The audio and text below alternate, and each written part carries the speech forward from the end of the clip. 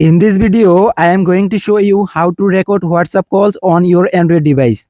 If you open WhatsApp and go into setting option, then you won't find any particular setting to record your voice calls on your WhatsApp.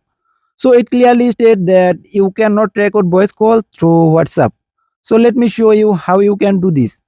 First, open the Play Store on your Android device. In the Play Store search bar, type app call recorder and then download and install this app. Once the app call recorder app is installed, open it and grant all necessary permission as shown in the video. This app is trusted, so there are no privacy concern. Make sure to enable call recording in the app settings. And it's crucial to change the audio source to default.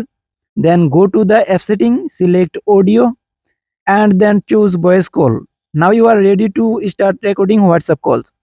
And open WhatsApp, call anyone you want, and you will notice that the call starts recording automatically. You can check this by looking at the screen. Once your call ends, return to your home screen.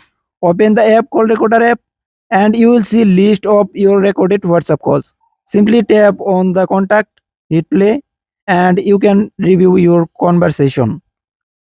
By listening this trusted third-party app, you can easily record your WhatsApp call on your Android device.